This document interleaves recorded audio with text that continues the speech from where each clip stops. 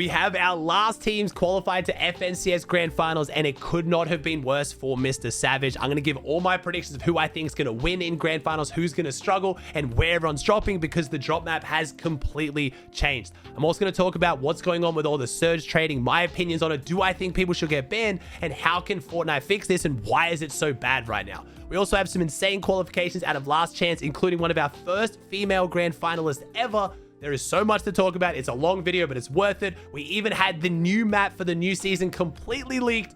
Let's just jump into it. Now, before we talk about my Grand Finals predictions, we do have some other really important things to talk about. I know you're thinking, Aussie, what could be more important than Grand Finals? Well, Fortnite just leaked the new map like a week out from the new season. I swear Fortnite has basically never done this. This wasn't like a leak from like, some leaker, hacked the game files and found some code. No.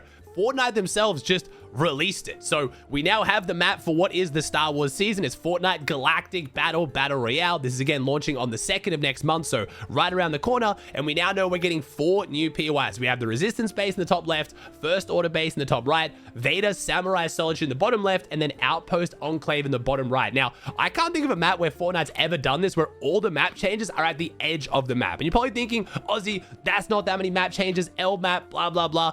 It's a 1 month long season. I wasn't expecting them to go super crazy with switching up the map. It looks like they have gone for this kind of 4 corners approach, which hopefully as far as the pacing of the new season should be quite fun. Usually whenever there's a new season, there'll be one major POI that draws everyone to it. It's normally to the center of the map or near the center. If you don't drop there, you feel like you're running around the whole game trying to find people until you eventually rotate there and die to some kid who's been inhaling G Fuel and plays like Booga. You know what I mean? Where hopefully with this map, it should make that a little bit more fun. We have had some of the POIs teased already. The Resistance base I talked about in yesterday's video. Sparkles QT got sent an image of that one. Now the Outpost Enclave has been leaked, and it doesn't look the craziest. It kind of looks like, again, it's like a very deserty kind of POI, you know what I mean? It's in the sand dunes, so it should be good. I'm guessing there won't be that much loot added. I was trying to look at this map and thinking as far as competitive goes, have we gained or lost loot? I feel like we've probably gained it, because Resistance base going from Whiffy Wharf to Resistance base, that should probably be pretty equal amounts of loot, I'm guessing. Vader's Samurai Solitude, surely that can't be any worse than Shogun Solitude. Surely there's more loot there, and I'm guessing there's going to be metal. If it's going to be, Darth Vader themed, it's going to be Star Wars themed, I'm guessing there will be some metal, some futuristic things, hopefully. Outpost Enclave looks like it might be less loot than Hopeful Heights, so maybe we've lost a bit of loot there.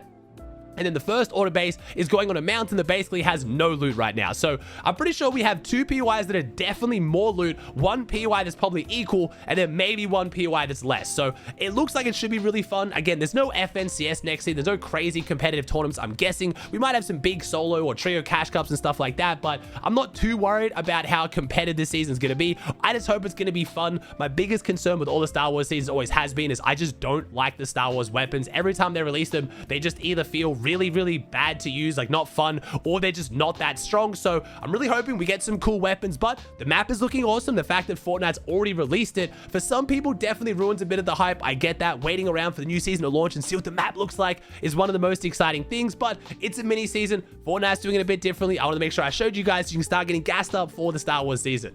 Now, let's talk about Last Chance Finals, the last 3 spots for every region to get to Grand Finals. Let's kick off with EU, and if you're a Savage fan, it was a rough day. Like, it could not have been worse who qualified. So, Mr. Savage with Deal and Rezon going into Last Chance. Only 3 teams need to get a spot. Maybe one of them qualifies, maybe one of them cons them.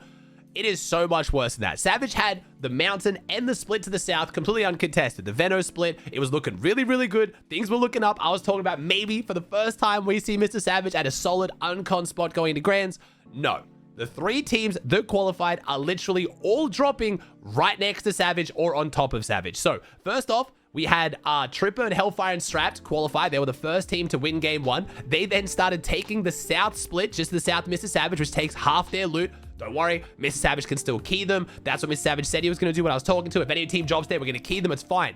Then the second team qualifies, Overhalo, Twy, and Noms. They then decide they're going to drop on Mr. Savage on the mountain. Then, don't worry, it gets even worse. Maybe you think, okay, Mr. Savage is just going to go Mars Meadows. He's going to con Veno. They know Mars Meadows. That could be good. They're conning a solid drop spot.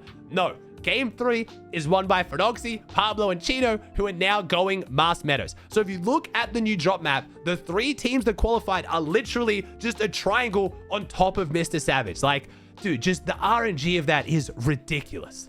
This has now started a discussion on, is Mr. Savage gonna switch drops? Because yes, a lot of you guys thinking, oh, Overhalo, Twy, and Noms, they're not even that good. They got nothing on the big Savage. And while I do think Overhalo, Twy, and Noms are quite underrated as fighters, the way they qualified for last chance finals was literally just W King, taking straight 3v3s with every team they saw in early game. They're a very confident team. It doesn't even matter because this drop spot Mr. Savage now being contested on is the biggest 50-50 of all time. It is literally just who gets the best drop, who goes the zip line down to the bottom, and then maybe hits a couple shots. There is almost no skill in this drop spot. It is just all who gets down first. And then even if they somehow miraculously win, let's say 10 out of 12, like a crazy amount of 50-50s, they still have half of their loot being taken by Tripurn's team, and Tripurn is being contested by Cade. So rumor is Tripurn's team is going to leave. They're now going to go contest Whiffy Wharf, but that means Cade's team is still staying. So either way, there is zero chance that a team will not take the loot on the South split when Mr. Savage is contested, because it's just free loot at that point. So even if Mr. Savage's team wins the 50-50 against Twy, they still have half their loot gone. Maybe they can W key into Mars Meadows and try to like third party that fight, but then you're going up against Fred and Veno, two phenomenal teams. It is just, it's gone from being like a S tier grands for Mr. Savage to mostly done. If you think I'm being dramatic, this is literally Rezon's opinion of the situation. This is what he tweeted out after the teams qualified last chance. So I'm not being dramatic. Things are looking a bit rough. Now, Mr. Savage could switch drop spots. I was talking to Rezon in my Twitch chat. He said they are not leaving. They're happy to dud their grands, holding down their drop spot to make sure people know they won't leave, which we've heard that story before. Hopefully, Mr. Savage can figure something out. Maybe Overhalo, Twy, and Noms pick a new drop spot, but before they get too much hate, it's a good situation for them. They're one of the last teams to qualify grands. They have no drop spot priority. Going a 50-50 drop is actually better odds than they're going to have at pretty much any other POI. Maybe Savage, Vidil, and Rezon can figure out another POI they know well. Maybe they can test like Shiny Shafts. Maybe they can test Magic Mosses. They could go, there's a lot of POIs they could fight over that would give them a chance to actually express some kind of skill in the off spawn. But that means the team they're going up against, who has more experience at that drop, knows the rotations, knows the surge strats, is going to be at a big advantage. Mr. Savage, Vidil, and Rezon know this spot, or at least they know the surge routes because they're so used to going Mars Meadows. So it's a rough situation for Savage. Kind of brutal. Could not have got worse luck in last chance, and that's why I don't have them in my top 10 this grands, which I'll talk about in a little bit after I talk about NA last chance. Now, let's talk about NA last chance. Seek, Dash, and Veer came out and won game one. I did have them picked to win because they were contested at Flooded Frogs by Crackley's team, but they're a phenomenal team. I had them in my group's predictions, so I'm not surprised at all to see them in grands. I'm surprised that they even had to go to last chance. They made it through. Now, game 2 and 3, though, much more underrated teams taking this one home. We had Fallen, Nitro, and Jutraz get a good chop on height early in game 2, take it, and then just got the free win. They positioned well for it. Then we had Nabs, Cyrus, and Zaya winning game 3. Again, I don't really know much about this team. They got a 27th and a 25th in their first 2 games and then pulled off the 14 Elim win. So really big pop-off game for them. As far as how this changed the NA drop map, Seek, Dash, and Veer are now contesting Silic, Jargu, and King over at Kappa Kappa Factory. We have Nabs, Cyrus, and Zaya not dropping anywhere yet. We don't know where they're going, so that could be a bit of an awful one for maybe a tier 1 team getting contested out of nowhere. We'll have to see. And then Jutras, Nitro, and Fallen are now contesting the RV split on NA. So no massive changes to the map, but it is going to change predictions a little bit. Before my grands predictions, I did want to give a shout out to Gray, Echo, and Antonio. I know I don't talk about NA West too much, but I've got to shout out the trio that just came second, and second in the last chance finals, meaning they got an 8 Elim second, 15 Elim second, 9 Elim second, and just missed out on grand finals. Absolutely brutal way to go. I do really feel for this team. We did have Arc School and Salco take game 1. I was talking about how it was actually insane. They weren't already in grand finals. 14 Elim win. They managed to do it. Then we had Wi-Fi's team winning the 3rd game and Yo Snivvy's team winning the 2nd game. But I really did want to just take a moment to highlight how unfortunate it is for Antonio. They're missing out on grands, but clearly a phenomenal team on West, and I hope they bring it back next season. Now, another region I don't really talk about at all is Asia, and I do want to give a big shout out to Tomato. I believe that is her name. We have a grand finalist female player from Asia. She's only 14 years old, so I hope this is going to be the future of female Fortnite. Tomato absolutely dominating, making it to grand finals, getting a win in the last chance finals. I don't know what her name actually is. I'm just going off Tomato because That is her Twitter name. I'm sorry, I don't speak Japanese, but I did want to give a highlight to what is our first female grand finalist in such a long time. Since Maddie did it back in NA West on Chapter 1 Season X. So the first female we've had make it to grand since Chapter 1. Huge shout out to Tomato.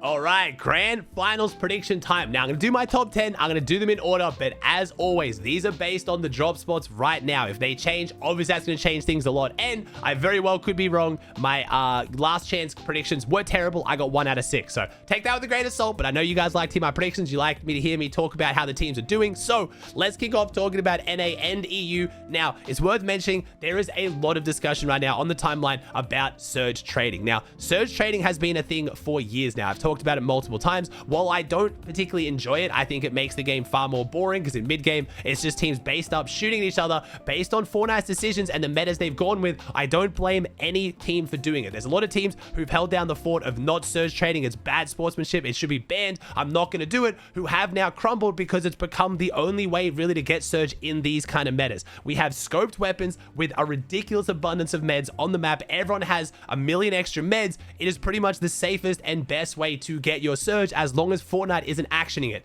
They've banned people in the past for surge trading way back with Bucky. Haven't really done much until recently. They did ban teams on EU like Pradage, and then they unbanned them, making a statement that apparently they don't think it's against the rules. So I can't blame these players for doing it. I really do hope that Fortnite comes out and potentially actions it or does something about it. Either makes a statement clearly defining what surge trading is, because I know it's a gray area. Previously it was like, you know, if you discussed with teams around you, like you DM them like, hey man, you set up here on second zone, I'll tag you, but if we knock each other, don't push. Like you just pop your minis. And obviously that is teaming. That's against the rules, but that's not even what teams are doing anymore. Teams just know this as the surge strategy. If you're dropping, like, let's just say you're dropping shiny shafts, you're on the edge of the map, you're just going to get your extra mats, build a giant staircase on top of your POI, throw some meds up there, and you're just going to over peak because that'll make other people over peak because they want surge. You guys get tags, you pop your meds, they're too far away to key you even if they do kill you, so it's just free surge at no risk.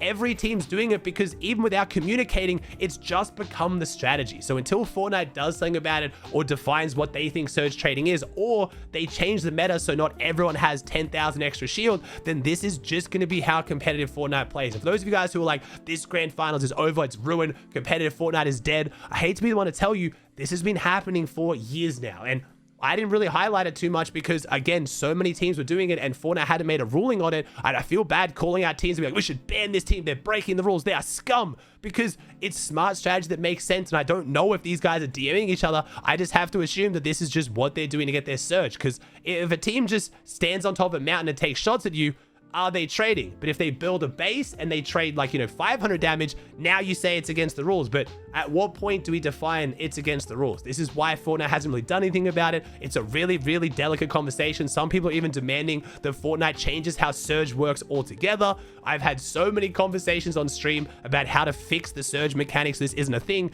And all of them just have more problems than what they save with this surge trading. So we'll have to see what happens. I still think Grand's gonna be super fun, but this surge trading is going to be a topic you have to discuss when you're talking about predictions, because some teams just have better options of teams around them and they have more extra meds. And now that pretty much every team's doing it, if you don't have those sightlines, if you don't have that strategy, you're not going to do well. And yes, I agree, that completely sucks for these teams, but it's just become the strategy. I don't know what else there is to do about it, so just kind of have to accept it until Epic does something.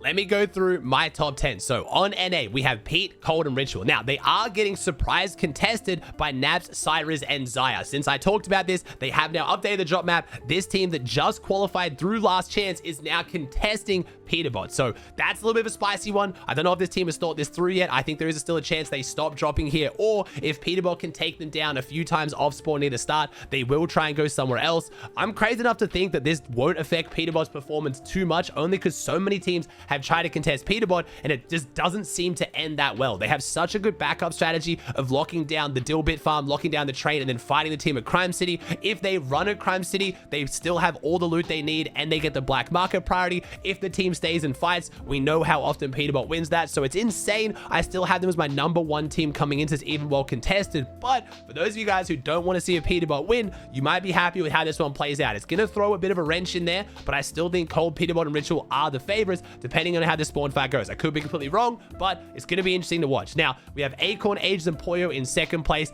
They're at Mast Meadows, uncontested. They have a whole bunch of loot. They have a lot of extra meds, so I know their surge is going to be good. Clicks, Eomzo, and Higgs at Lone Wolf, very similar situation, but I do think Clicks, Eomzo, and Higgs could even potentially pull out a second or a first this FNCS, depending on how they take advantage of all the teams contested around them. If you look at this drop map, that's a lot of options for Elims and Surge. They have 2 teams contested to their northwest, technically 3, because it's kind of branching into Vorteca. So we have Vorteca, Hayes, and Dolzier all going at it. They have 2 teams to their north on the RV split, Jutras and Catman, where they can literally just get an AR on their roof and just get free Elims while those teams fight. We have Fusiac taking on Noah over at Magic Mosses, which means Clicks will have more priority on the black market because they'll be coming in a lot more stacked than these teams. And then they have Jay and Evan to their east over at Brutal Boxcars. That's not even including if whatever happens with Peterbot and Zaya makes the train potentially go through to Lone Wolf, then they can lock down the train as well. The way the drop map is shaping up right now has Clicks, Eomzo, and Higgs looking really,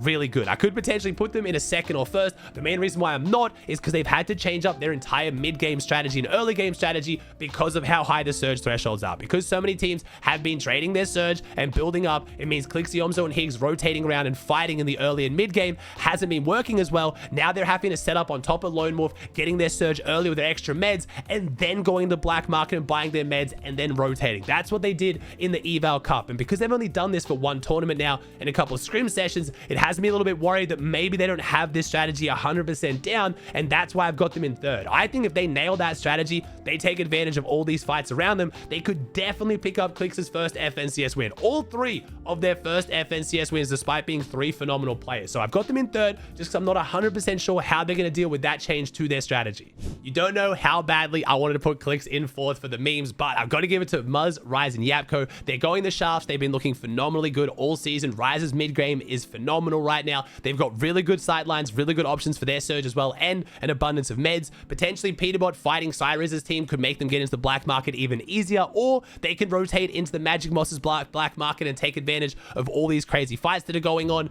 Booga, Threats, and Rapid at Seaport. I had a debate with my chat of whether I was going to have Booga in 5th and then Kanata in 6th. Both these two for me are super interchangeable. I'm giving it to Booga though, only because it's a Grands lobby that is a very decorated trio who have a lot of Grands experience. They have 2 teams contested to their east. They have Eulogy taking on Donnie over on the bridge, and then Seek taking on Silic at Kappa. They also have the Brutal Boxcar fight to their northwest. I think potentially, depending on how spicy these spawn fights get, they might even potentially be able to lock down the train. Could be wishful thinking, but I think them being center map, really, really good extra meds. They've got a lot of sightlines being Seaport City. I've got to give them the top 5 spot over Kanata, Sphinx, and Bolts. Kanata, Sphinx, and Bolts, again, bottom southeast area of the map, could take advantage of the Kappa fight, but I think they're going to just be playing out the surge strategy they have been, which is just, again, building up, getting a lot of range tags on the team on this southeast area of the map. Bolts, Bucky, Acorn, Booga, all 4 of those teams have a massive abundance of meds, really clear sightlines. I think they will be chilling on surge. I think their surge is going to be looking really solid. That is why, again, I have Bucky, Okus, and Cam in 8th. I want to put Bucky higher. I'm fully here for the Bucky to Globals run. I've been gassing up Bucky for a long time. I love that he's looking like he's back in his prime. I'm just scared of 2 controller players. Okus with the drum gun doesn't even look like a controller player, but I know how high Surge is going to get in these Grands lobbies. Has me a little bit worried for Bucky, but I would absolutely love to be proven wrong and see them do even better. In number 7, I have Reet, Cooper, and Curly. Since Cooper started IGLing, I'm even more confident in this trio. Not because I think Reet was a poor IGL by any means. I think he was doing really good. I just really, really like Cooper IGLing. He seems really, really passionate right now. I think he's got a really good game plan going. All the situations where Clicks can take advantage of all the teams conned around them. That's exactly what I think Reet, Cooper, and Curly can do as well. Reet was in my Twitch chat when I was talking about predictions, showing that, you know, he said, all right, buddy, I'll come back when I get top 2. So Reet's feeling really confident as well. They've got a great spot with really good teams around them to try to W key. I love how that team is looking. Then we have Shadow, Curve, and Tyler at Dojo. Now, I'm putting this team 9th for one very big reason. all three of them have gone between getting 30 to 50 ping to dead zero. All three of them have moved to Dallas, and I know in a grand final lobby, ping might not mean that much, but we saw this team on zero ping for the first time in the Eval Cup finals, and they were looking confident, dropping a 20 kill game in Eval Cup finals. I know it's a grands, but I have confidence in this team. They are going a new drop, which scares me a little bit. I think that could throw a spanner in the works. They have been dropping at Flooded Frogs, but they don't want to con-reat. So Demon's Dojo, bit of a weirder spot. Things could come undone, but I have a feeling I want to put them on my top 10. And then I have Minished, Braids, and Visuals. They're going to be going Foxy Floodgate. I think they can take advantage of whatever's going on between Peterbot and Cyrus. I am a bit scared the Braids team actually gets caught up in that, and it could mess up their performance. They try to go the Dilbit farm, but then Peterbot's going to definitely be taking that to fight Naps' team more quickly. I do think Peterbot being contested could potentially mean it's safer for Braids' team in the early game. Less chance that they're getting keyed by Peterbot, but that one's going to be a big swing depending on how the Peterbot Cyrus spawn fight goes. But this team is super consistent. I love them. Braids on zero ping now, and he's been moving different since he got zero ping as well. So that's going to round out my top 10. Now, there are phenomenal teams who could 100% get a top 10 that I haven't included. I think Bryce's team's looking great. I think Aviva's looking good. Vert's looking awesome. I think Creon out of Pump Power. There's a lot of good teams. I had to keep it to a top 10 though. We'll see how we do. Let's move on over to EU, and this is one of the hardest grand finals I've ever had to predict. I feel like I've said that before, but this EU Grands is so tough. I don't think there's just one favorite. There's been some teams that have done really well, then they've slowed down, or their drop spots changed, or now they're contested, so it's a bit of an ugly one. Now, again, I will point out this drop map I think is going to change. Like I said, Tripburn should maybe be contesting Zara over at Whiffy Wharf, and Cade's going to be uncontested, but that doesn't really change my predictions at all. So going through my top 10, I have Queasy, Swizzy, and Mustache in the top spot. They kicked off the season with back-to-back Div 1 final wins. They've slowed down a little bit, but again, Seaport has such good sightlines, extremely good extra meds. Queasy, I know in grand finals lobbies, Queasy just levels up. We've seen it time and time again. The bigger the lobby, the more at stake. Queasy just plays better and better. So I have really good thoughts for this team. They have completely uncontested Seaport. All the teams around them are uncontested, which I think is actually better for them. The one thing that could take effect for them is I know they do normally get a lot of their surge on the the Mast Meadows team rotating towards the black market, but even though Veno is contesting Pablo, I don't think that'll be a huge issue. I still have them in my number 1 spot. Then we have Malabuka, Ping, and Walks out of Lone Wolf Lair, uncontested. I don't think their strategy has changed too much. They didn't really play as aggressive as Clicks did in the early and mid game. They did normally spend a lot more time on top of Lone Wolf. They don't have all the teams contested around them like Clicks does, but again, Malabuka just another player that really levels up in grands, and I think Malabuka already having the land spot should take off a lot of the pressure, and I feel like that's going to make them play better. I could be wrong, but I have a great feeling. Lone Wolf is amazing. I love seeing Malabuka uncontested in grands. Number 3, Vanya, Pixie, Marius. They are on a massive hot streak right now. They've won Div 1 finals. They've won multiple Eval Cups. They're looking extremely good out of Flooded Frogs. This is the team that, again, weren't even going to be in grand finals last season. They got the 33rd spot in grands, came 3rd last grand finals. So again, I have gone with 3 teams that did really well last grands, especially Malabuka and Vanya. Then in number 4, there's a bit of a brave one. Pigs, Damus, and Dam, they're going Pump Power. When this team is uncontested, I do truly believe they're a top 3 team on the region. I'm a little bit scared for how they're going to perform with the nerves. Grand Finals is a different level. They are going to be a little bit more nervous. It's their chance to qualify LAN. So I have taken them from like a 3rd to a 4th, but I really hope they handle the pressure and they do well out of uncontested Pump Power, because I know when they have it uncon, if they don't get nervous, they are genuinely a top 3 team on EU. They are crazy good. Number 5, Kami, Seti, Hari. Again, we're talking about a safe meta where people are getting their surge at range, playing cool, calm, collected, methodical Fortnite, and then whoever can do better in the end game. That is a Kami, Seti, Hari meta. Again, Elims are worth 4th place in grand finals, again, up from 3 in the Div 1 finals. So Elims are going to be even more important. So I feel like normally I used to talk about teams that are really safe, really calm, being better in grands, because grands lobbies are harder. But then, while that's still true, it kind of gets evened out by teams that have a lot of firepower, being able to get more elims and more points. So it kind of evens them out a bit more for me now. I don't think Kami, Seti, Hari are going to be fragging out, but I do think they're going to be playing very, very consistent out of Brutal Boxcars. It's not the best drop by any means, but it's consistent, it's solid, and I think they will pull off a land performance. Then we have Thomas, Uppel, and Panzer. They're going fields uncontested. They're in a similar situation to Bucky. Really, really good ability to get Surge and everyone around them. Great sightlines. They can also take advantage of whatever's going to happen between between Veno and Feroxy at Mars Meadows. I don't think they're going to straight W key in, but it does mean they're going to have less pressure on them from a really healthy, really aggressive early team trying to take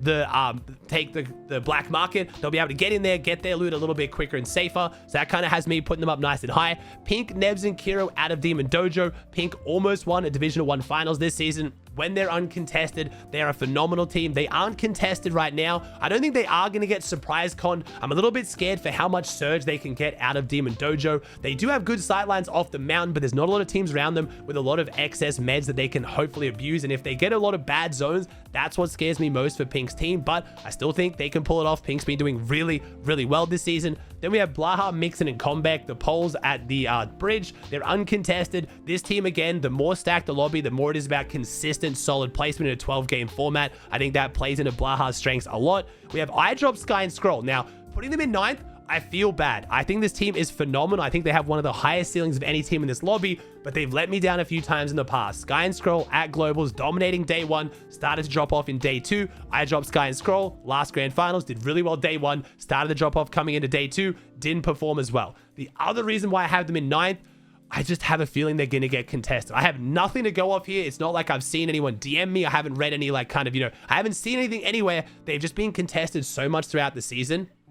And there's something about Shafts that makes people feel like it's not a 50-50. Oh, if they drop on the north side of Shafts, we'll drop the south side, then we'll fight. We can maybe beat them. A lot of teams seem to think they can try to have a good fight out of Shafts. It's why iDrop's team is almost always contested. When they're uncontested, they dominate. And if you could promise me they're going to be uncontested 12 games out of 12, I would have them even higher. But I have a feeling they might get surprise conned. I could be wrong. I really hope this team proves me wrong and they do better than 9th. And then in 10th, I have Veno.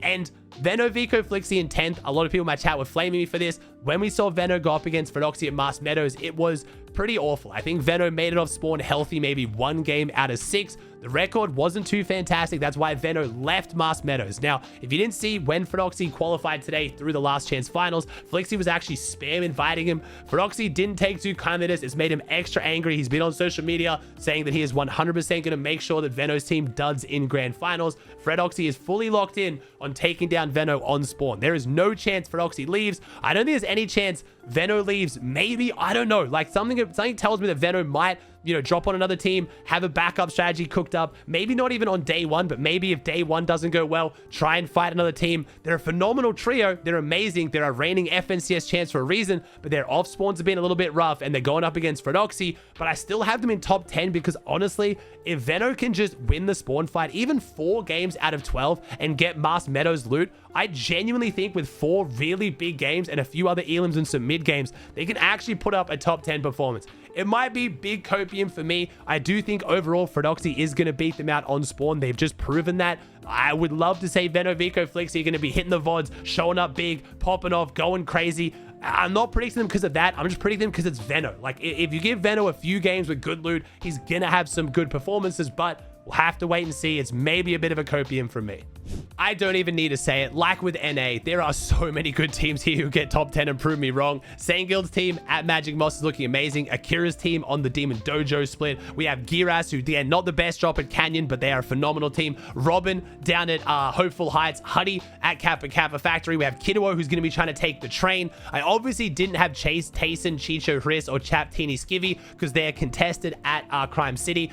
That's going to be a nightmare, I'm not going to lie. It's not really that good of a POI without the train. Fighting it against another solid team, especially a team that is willing to dud their grands just to make sure you don't do well. That's going to be a super ugly spawn fight. Zhu versus Janice, Outlaw Oasis. That fight never seems to go one way or the other. It's always kind of like tit for tat. I don't think either of them are going to win enough to have a good performance, but both phenomenal teams. Moneymaker up against Belusi on the split south of Outlaw. I don't see that one going particularly well for either team. Savage against Orvahalo. I've already talked about that one as well. And Veno versus Feroxy. Yeah, there's going to be some ugly spawn fights, but it's going to be a very, very fun grand finals to watch.